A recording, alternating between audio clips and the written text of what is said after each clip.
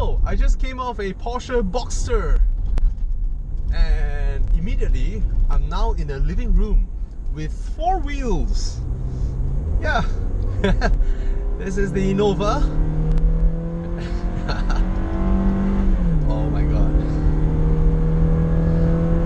Now let's put it this way. This engine, right, in this car, right, you shouldn't attempt to go fast because it's gonna consume you a lot of fuel. But if you were to drive like how it's supposed to be used, like, you know, just strolling by slowly and all that, I think it's fine. It is. Oh, the body roll.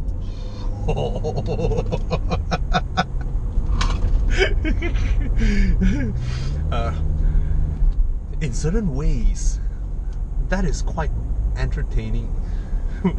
Cars that body roll like nobody's business. It's quite entertaining. Yeah, it's very quiet. The car is very, very quiet. Very little road noise, very little wind noise. Of course, if you go full throttle, you get a lot of engine noise. Yeah, it just revs. But the overall ambience of the car is now just so much better. The thing is this, the Innova, right, is like, you know, there are certain houses in Ampang area or Cheras where they used to be low cost, right? They used to be low cost houses, but now over the years, 30-40 years on, they are trading at, I don't know, 700,000, 800,000, 900,000, and people bought them over the years. They renovate them, and you're able to find some with brilliant interior designs and even exterior facade changes. That is sort of how the Innova makes me feel. It's not supposed to be an expensive car. It is still not an expensive car, but they did their best job as to how to make the exterior look better. But when you're seated in the car, when you're seated inside here, you do not feel like you are in a low-cost car, because it is very comforting.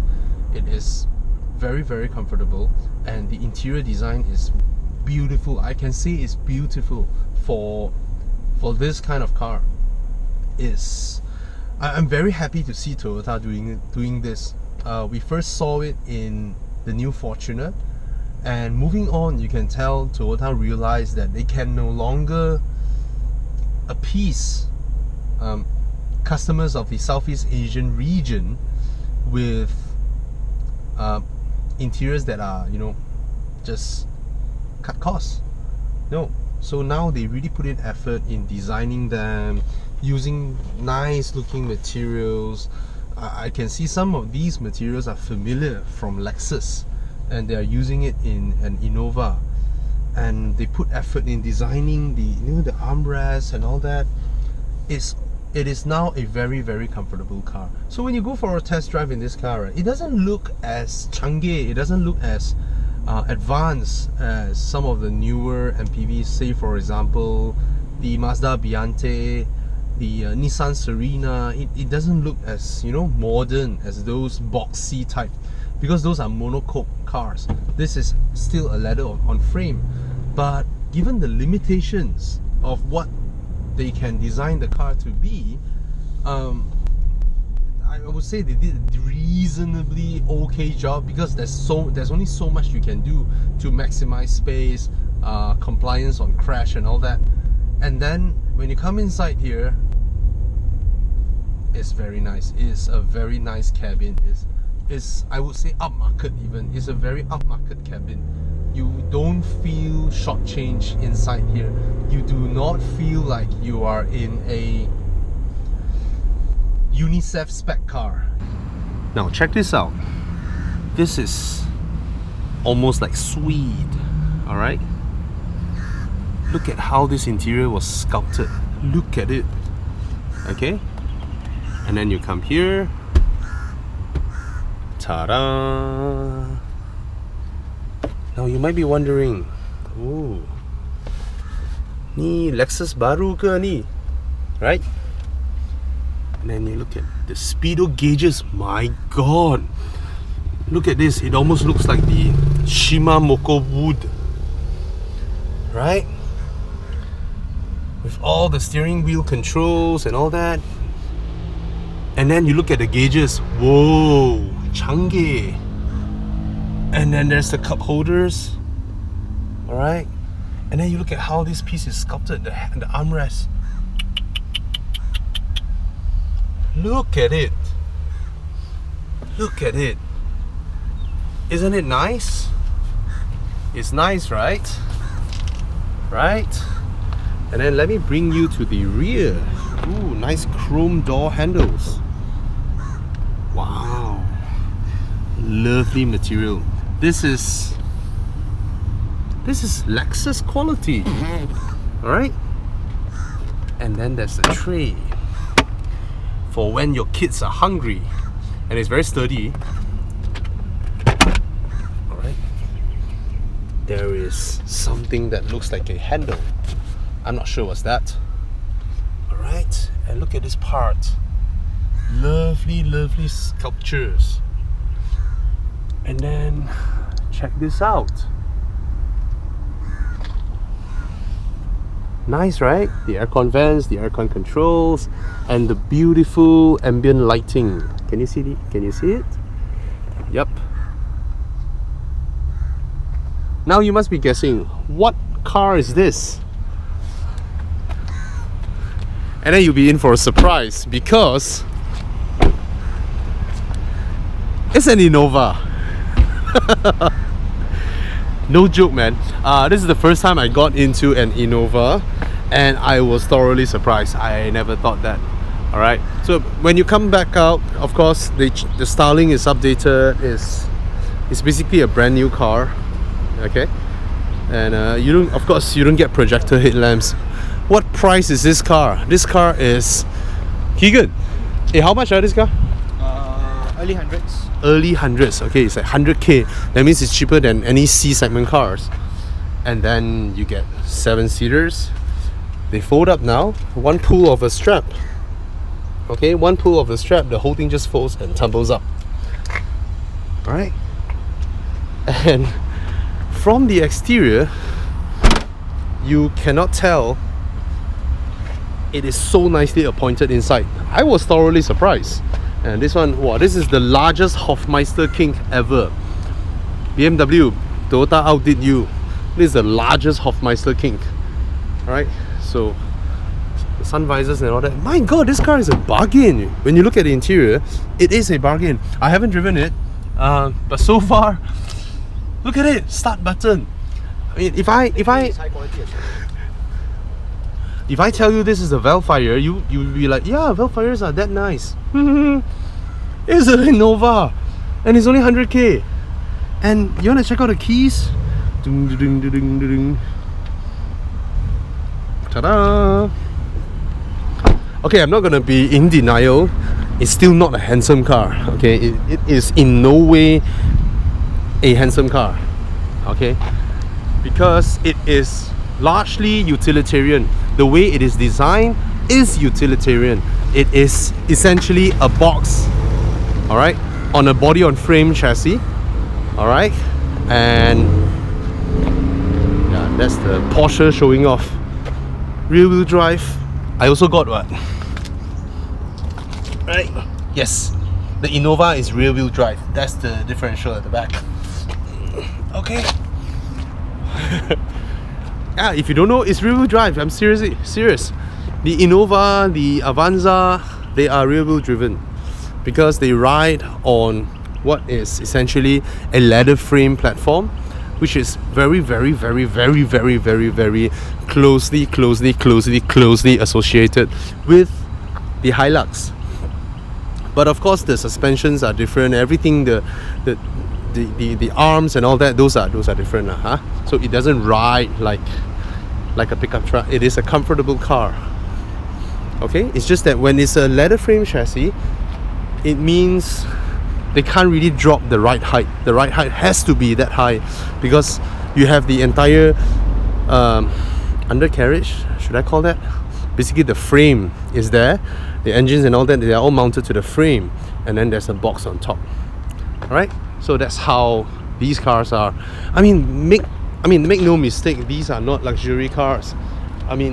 For 100k you get a big 7-seater, right? I never like how the Innova looks. I think this helps a bit. And there are people who have body kits and all that added to the car. Of course, the Outlander next to it is a much more handsome car. It's very handsome. But in terms of interior, this is really up there, man. You have keyless and all that. So I'm thoroughly amazed with the how do I open it? Okay. With the interior. Of course, these are not real wood. This is not a Lexus, alright? These are not real wood. These are fake ones, look-alike ones. But I have to say, man, good job, Toyota. See, it's whether you want to or not. When you want to, who else have that kind of economies of scale if not Toyota? Right, the largest car company in the world. By far the largest.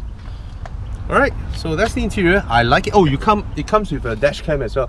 I think all cars should automatically come with dash cams now, right? It's a very important feature to have dash cams in our cars because it's safer. It's a very nice interior. Alright, make no mistake, it's still a narrow car, right? It's not as wide as the Vellfires and all that. It's not a wide car, it's a narrow car. Okay, so it has the 2-liter Toyota engine. Stylistically, I think they did a very good job given the cost constraints. But yeah. See, the thing is this, when we review cars like that, we will not expect it to drive well. It doesn't need to drive well. It needs to serve its purpose of ferrying a family, right? It doesn't need to do off-road. It doesn't need to do anything other than carrying people around. And when your sole purpose is to carry people around, you need to have decent boot space. You need to have decent interior room. You need to have decent build quality in the interior, and of course an interior where you don't feel depressed every morning when you got up to your car. And this is a very nice touch from Toyota. Alright, large door bins, huge ones in fact, and then you have a large compartment here, a large compartment here. What would be great is if it has more USB ports than one, because recently, right, most Toyotas, they come with this new infotainment screen and they only have one USB port. So if this car really only has one, so far I only found one, then it's a disappointment because it's an MPV. But again, it's 100k. It's only 100k. Alright, I think it only has one USB port, but there's a 12-volt behind, so you can buy some accessories like the secret, like the charger, that type that comes out in 2 USB ports. Then you get more USB. But so far, this looks great, man. I'm gonna go in. Roomy, very roomy, very roomy. Can you see that? Headroom, leg room, plenty. Plenty. Not bad. Now I want to drive the car. Right, that's the interior. See y'all. So, I'm behind the wheel of the Innova. They basically just took a Camry steering and put it here, you know. So it's a very substantial, very thick girthed, very nice feeling steering wheel. You know back then when you drive an Innova, it sort of tells you you need to work harder, right? Yes, this is so far what you can afford, but try and work harder to buy something better. That's what the old Innova feels, right? Because inside is Spartan, it's not even designed to appeal to you, right? But now it's very different. This new Innova is wow. I'm serious, proper wow. And on the get-go, I felt the steering was intentionally made heavier to make you feel that there is a bit of steering feel and all that. Now, I wouldn't want to review this car by talking about handling, because it's not made to handle. It is made to ferry people in comfort. And of course the car will roll and all that because it doesn't have a set of sophisticated suspension, right? It is still a car where Toyota wanted to serve its purpose of ferrying a number of human beings in relative comfort. You wouldn't want to throw this car into a corner because it's gonna roll. It's gonna roll and roll and roll and roll. And if you don't know, it is the lateral movement of the car that makes people car sick. It's not the up and down. It is never the up and down. You can have a car that is very stiff in suspension, bumping you up and down, but our body is sort of made to take that nicely. However, when your car is wallowy, doing this, you know, like, and then that's when you throw people off. And make no mistake, it is still a leather frame with a lot of stuff inside. So when I was doing that just now, the car will do that. Seriously do that. So that's unavoidable because it is a leather frame.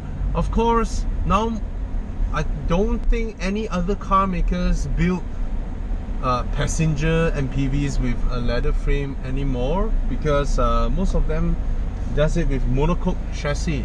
So monocoque is with a unibody type, whereby cars like the Outlander, the X-Trail, you know, those are unibody. Even the Velfire and Estima are unibody. Unibody is when you have, let's see, that's the Estima. I think you can see briefly.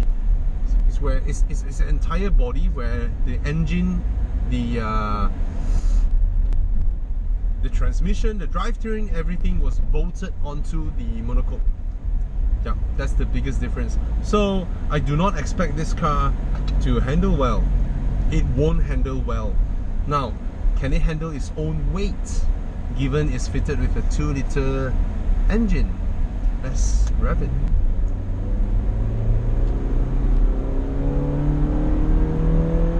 RPM, 6,000 RPM. Now we hit 100. Yeah, so it's not a fast car, alright? And just now when I did braking at 100, I can feel the rear has a little bit of movement.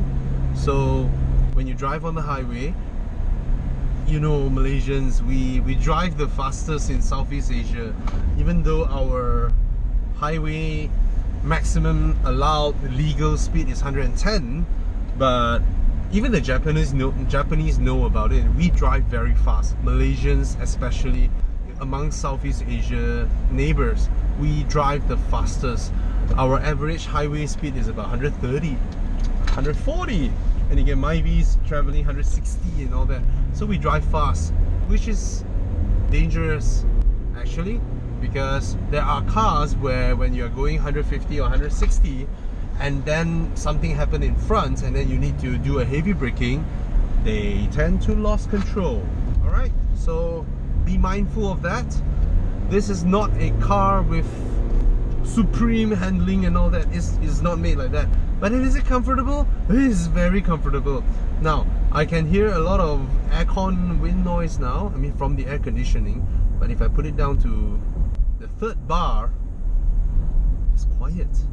The one good thing about Japanese cars is that I noticed, right, even if you want the aircon to have a significant amount of air output, they wouldn't sound too loud. So if I'm driving like that, normal, that's how I normally drive when I'm fetching my wife, my kid, you know, the family members and all that. That's how we usually drive, and it's very comfortable, except for the rolling part, you know, the part where the body rolls. So maybe after buying this car, you can take a visit to, you know, like Ultra Racing or something like that, and then they can fit some bars. I don't know whether they do it for this car or not, but I think it will help. Alright, so is it a fast car? No. Is it a car that handles well? No. Is it a comfortable car? Yes. Is it a reasonable daily drive? Yes.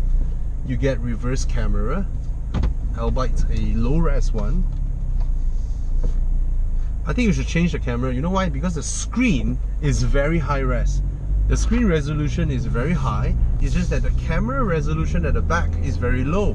So, just like when you buy a new car, you will go and install all the sunscreen films and all that, right? You spend a little bit of money on it. Spend a little bit of money on a better resolution rear view camera so that you can make use of the glorious display they have here. This is a very nice display, and I like Toyota's new infotainment system because it is very user friendly. Alright, it looks like an app and then it responds like an app. But most of the time, if you're driving, they won't allow you to go anywhere. Let me try and time is 0 to 100 because I felt this car is not very fast. I don't think it's a fast car, but it's not meant to be fast. Be mindful, alright? But at least I time it so that there is a sense of comparison here. I'm not going to use any S mode or whatever nonsense. Sorry. I'm just going to stop my throttle, my pedal. Alright? Oh, there's a car coming. 1, 2, 3.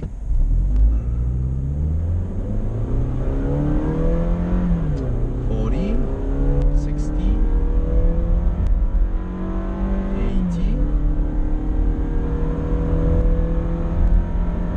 100. 14.77 seconds. Alright, so is it a respectable time? It's not. Is this a reasonable logic test for a car like the Innova? No. Just to give some perspective. Alright, so why does it have a 2-liter engine? It's low maintenance, right? It's fuel efficient, right? It's bulletproof, Toyota levels of bulletproof. So these are everything that people wanted. Alright, no one actually wanted an MPV that has a turbocharged engine that goes up to 280 horsepower or 320 horsepower. No one wants that. They just want a family car that is reliable, usable, you know, and for daily drive. Does it come with a lot of airbags? I don't think so. So that's one improvement maybe they can have. I haven't checked through the specs though, but it's a straight road, don't worry. There's nothing in front of me. I only see 2 airbags up front, so I need to check up on this. I mean, it would be great if cars like this have curtain airbag, because honestly speaking, airbags are not that expensive. So yeah, so you have the proven Toyota transmission, proven engine, and that's about it. A lot of cubby spaces, a car that it looks better now, but it's still not a looker. But is it a good proposition? It is only 100,000, and at 100,000 for a new big MPV like this, in certain ways, it is a bargain. Alright, so that's about it. But the real challenge for this car is what? There are 100,000 or 110,000 Velfires out there now, used ones, and they are Toyota as well. They are freaking reliable as well. That's the biggest challenge for this car. So if you're not someone who would visit workshops and all that, you want the new car smell, right? You want to be the guy who peel off all the plastic, then buy a new car. I mean, there are people like that, mind you. They don't like cars where other people have spit on the steering or pick their nose, you know, stick somewhere, right? Used cars, you have all that. Or children puking behind, all sorts of human liquid inside the car, then you buy a new car. Alright, so amongst new cars, from what I'm seeing here, is a job well done for Toyota. Seriously, they really upgrade the interior so well, and kudos to that. kudos to that. I like the interior. I like it. It looks good even. And at 100,000, apa lagi kamu mau, right? All right, see ya.